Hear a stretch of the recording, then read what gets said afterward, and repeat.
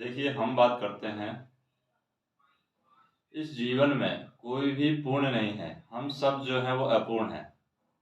तो इसलिए कभी भी अपने आप को, जब आपको किसी चीज़ की कमी महसूस होती है तो आपको अपने आप को दुखी नहीं करना चाहिए। क्यों दुखी नहीं करना चाहिए? क्योंकि आप इस दुनिया में कितने भी सक्सेसफुल आदमी को देख लीजिए, उसके पास में किसी न किसी चीज़ की कमी रहेगी। कोई भी इस दुनिया में पूर्ण नहीं है। हम सभी अपूर्ण हैं और हम सभी आगे जीवन में बढ़ते रहने की जिज्ञासा रखते हैं। हम अपने जीवन में आगे बढ़ते रहने की कामना करते हैं और उसी हिसाब से हम अपने जीवन में आगे बढ़ते रहने के लिए सीखते रहते हैं। इसलिए कभी भी अपने आप में इस बात का कभी भी घमंड नहीं करना चाहिए कि हमें इतना सारा कुछ आता है, या कभी भी इस बात से हमें दुखी नहीं होना चाहिए कि हमें कुछ नहीं आता है या हमें ये सारी चीज़ें नहीं आती हैं। क्योंकि इस दुनिया में आप कितना भी कोशिश कर लीजिए, आप सर्वोत्तम नहीं हो सकते। आप उत्तम हो सकते हैं। जैसे महाभारत में कहा गया है कि भगवान श्री कृष्ण हैं, वो अर्जुन को संदेश देते हैं कि आप उत्तम बनने की कोशिश कीजिए, सर्वोत्तम बनने की कोशिश मत कीजिए। क्योंकि आप सर्वोत्तम कभी नहीं बन सकते। क्योंकि आप कभी भी जीवन में कितना भी कोशिश कर लीजिए, सारी बातें आपको नहीं पता होंगी, आप जीवन में कभी भी पूर्ण नहीं बन सकते।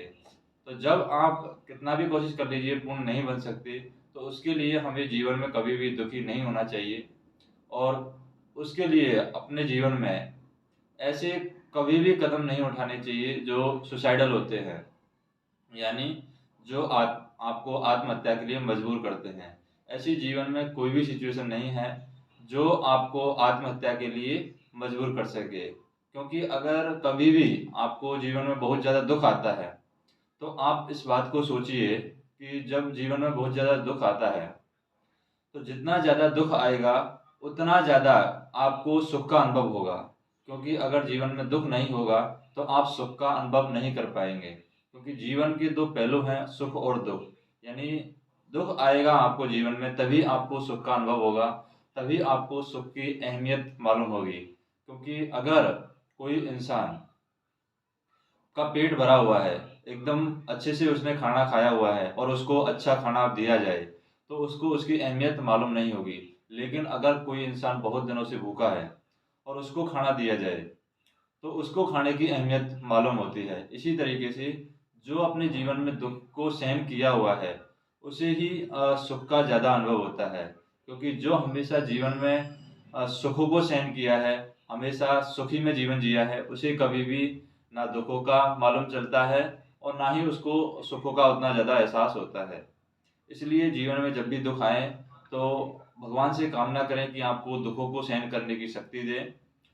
लेकिन कभी भी दुखों से आपको जीवन में नहीं घबराना चाहिए।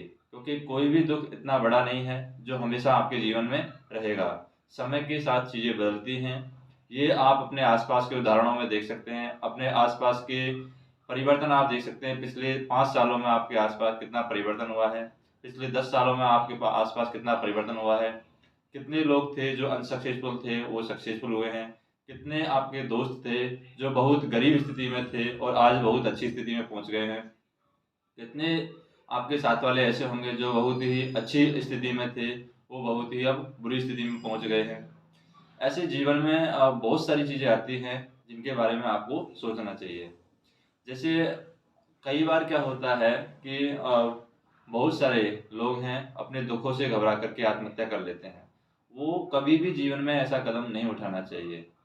क्योंकि अगर आप मरने को अपना जीवन का सलूशन मानते हैं, तो आप ये सोचिए कि आपके मरने से किसी को कुछ भी फर्क नहीं पड़ने वाला है।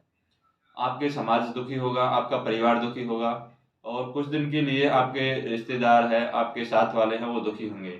लेकिन ये दुनिया एक इंसान के भरोसे नहीं चल रही है। इस दुनिया में किसी का भी डेथ हो जाए, ये दुनिया रुकने वाली नहीं है और समय हमेशा बदलता रहता है। इसलिए अपने आप को इन चीज़ों से बाहर निकालने के लिए सोचिए कि आप जब भी जी रहे हैं, वो आप सिर्फ़ और सिर्फ़ अपने लिए, अपने परिवार के लिए, अपने समाज के लिए, अपने देश के लिए अगर आप अपना जीवन जीते हैं, तो आप इनके लिए कुछ ना कुछ करने की संभावना रहती है।